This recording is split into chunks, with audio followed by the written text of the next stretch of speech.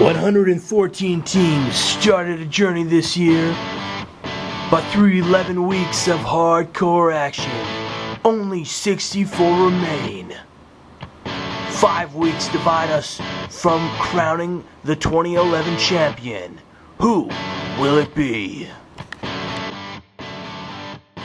Ladies and gentlemen, welcome. Half a week remains.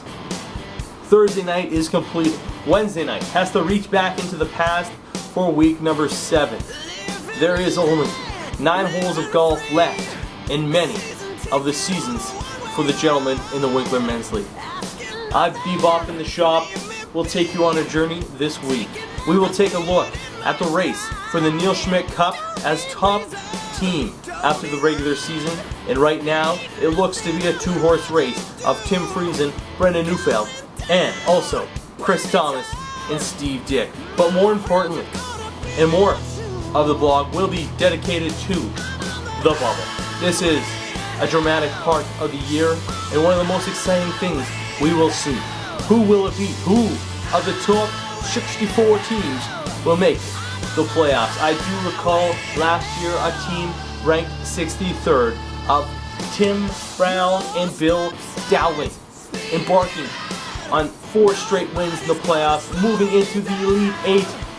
Who will it be this time? Will it be a Cinderella story, or will a top dog finally get to the end of the playoffs? Time will tell. Let's take a look.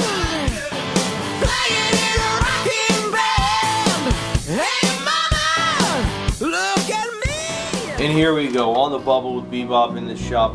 Just kind of scurrying on over a couple of key matches of those threatened missing the bubble. 64th place, Marvy and Don taking on 26th place, Johnny and Kern Baker. I mean, if Johnny Trinky didn't have so much money, I would say money talks in this event. Maybe slide a couple bucks to the other guy for some points, who knows, but hey, when you're John Trinky, you got all the money you need. 61st place, Hank Hildebrand and City Rempel. They should be safe, but they could be spoiled by none other than the 110th seed, Pete Friesen and Bruce Weeb. Not sure what's going on here with Pete and Bruce. Pete was a #1 contender just 2 years ago, but maybe Bruce is just taking too many weekends off for the old fishing. Moving on, 65th seed, Paul Jansen and Murray Dirksen taking on 38th seed Calvin Brown and Ike Rempel. The same goes for 66th seed Ernie Gonda and Terry Ham taking on 37th seed Randy Quain and Joe Hogan. The reason I say this, folks, is that the 37th and 38th seeds are more than likely safe, and the question is, do they throw a couple points to the lower seeds to make them get in? You know, I hope not. I hope that these guys play a hard-fought match just like any other, and hey, seeding, you always want to be as high as you can. So I'm going to keep an eye on that, make sure things are as crisp as they should be. Match to watch now, folks, is the 67th seed, the Dell brothers, Scott and Chris, coming off of a heartbreak finish last year, just missing out on the playoffs. But this is the match to watch as they're taking on 59th seed Big Ray Dirksen and cousin Rick Dirksen. The only issue here with Big Ray is that he was in Toronto, or he was in Vancouver. And I'll have to talk to my my source there, but excuse me, folks, let me grab that. Sorry about that, folks. Just had to take that call. Always trying to make some money here at Centennial. Where was I now? Yes, the Dell brothers taking on Big Ray. The implications of this match are massive. We'll just say that. Trying to look for a word there, but couldn't find it. The winner of this match will be in the playoffs. The loser more than likely will be out. So we have one going in, one going out. It is win and go in is like how I like to play it. And definitely going to be watching that match. Another great match in almost the same implications is 68th seed Steve Dewick and John Baldy taking on 52nd seed Frank Weeb and Tim Weeb. And now John and Baldy here are coming off 2 straight years in the bottom 10 of the league. These guys deserve every bit of a playoff berth, and my prayers are going to be going out to them as Wednesday night rolls around. No offense to Frank and Tim, great dudes in their own right, but hey, you always want to see Steve and Baldy get a break or two. You know what, and that's going to do it for the bubble. Next up, it will be the race for the Niel Schmidt Cup and you just hang on 1 second, folks.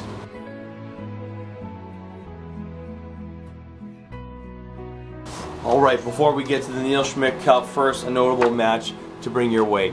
The 100 seed, and it hurts me to say that, but 100 seed nonetheless, Greg and Terrence Heesum playing their final match of the 2011 season. Now, we will have a new champion come late August and early September, but folks, they can play spoiler and do the Neufeld brothers a great favor. They're taking on Larry and Art this week, and the Neufeld brothers are 2 points back. A simple win by the Heesum brothers. Now, that is pretty far-fetched, as they have only won 2 matches this. But now the real race for the Niel Schmidt Cup. Second seed, Bones and Freddie, Brendan Neufeld, Tim Friesen, 68.5 points. They were champions just 2 years ago. After a first round exit last year, however, redemption is on the mind of these champions.